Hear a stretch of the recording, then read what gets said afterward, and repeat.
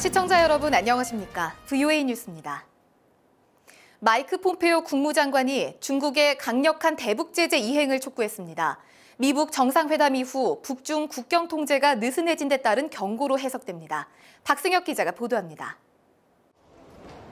북핵 문제 실무를 진두지휘하고 있는 폼페오 국무장관이 29일 중국 왕이 외교부장과 전화통화를 했습니다. 폼페오 장관은 이 통화에서 중국이 유엔 안보리가 규정한 대북 제재를 빈틈없이 이행할 것을 촉구했다고 국무부가 밝혔습니다.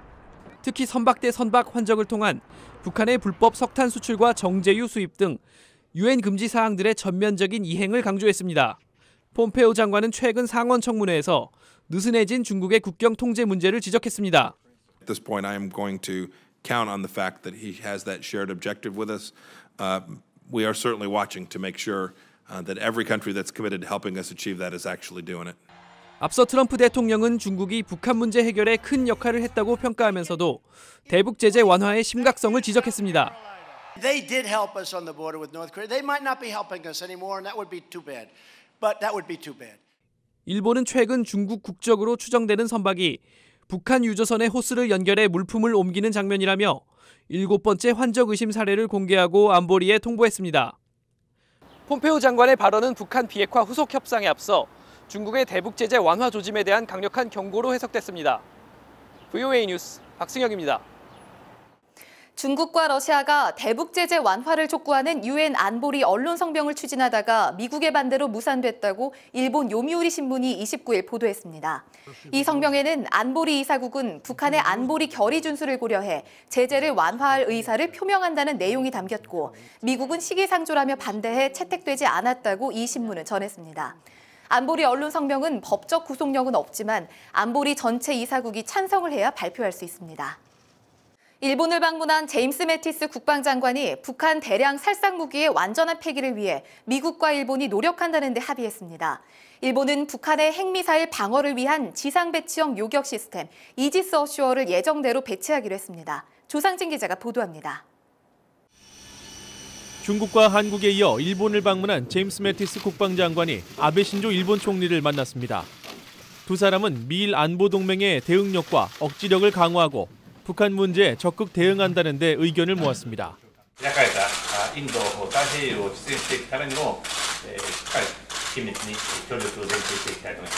He stands firmly alongside you as we denuclearize the Korean Peninsula, as we have all agreed.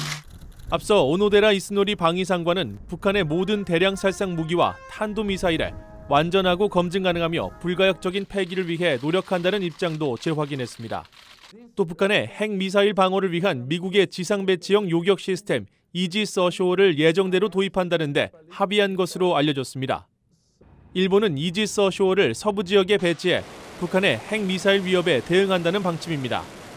북한과의 대화 국면에 따라 일본의 미사일 경계 태세는 당분간 완화될 것으로 알려졌지만 미국과 일본 양국군의 합동훈련은 지속적으로 실시하겠다는 뜻도 재확인했습니다. Aegis missile defense provides defense against North Korean missiles. North Korea still remains a threat despite the Panmunjom Declaration, the Singapore Summit. 매티스 장관은 미한 연합훈련 중단에 대해 한반도 문제의 평화적 해결을 위한 외교적 결정이라고 밝혀 향후 북한의 비핵화 조치 수준에 따라 재개될 수 있음을 분명히 했습니다. VOA 뉴스 조상진입니다. 주한미군 사령부가 한국 서울 용산에서 경기도 평택 캠프 험프리스로 이전했습니다. 주한미군 사령부는 29일 평택기지에서 빈센트 브룩스 미한 연합사령관, 송영무 한국 국방장관 등이 참석한 가운데 신청사 개관식을 열었습니다. 1,400만 제곱미터 부지에 건립된 주한미군 사령부는 해외 미군 기지 가운데 최대 규모며 사령부와 소속 군인들은 연말까지 모두 이전을 완료할 계획입니다. 미국과 러시아의 고위 외교 당국자들이 모스크바에서 한반도 문제를 논의했다고 러시아 외무부가 밝혔습니다. 러시아 외무부는 마크 램버트 미국 국무부 동아태 부차관보가 29일 모스크바에서 이고리 모르글로프 아태 지역 담당 차관과 올렉 부르미스트로프 한반도 문제 담당 특임대사를 만났다고 전했습니다. 러시아 외무부는 이어 양측은 핵 문제를 포함한 한반도의 종합적 문제 해결에 대해 깊이 있게 견해를 교환했다고 밝혔습니다. VOA 뉴스 마칩니다. 시청해주신 여러분 고맙습니다.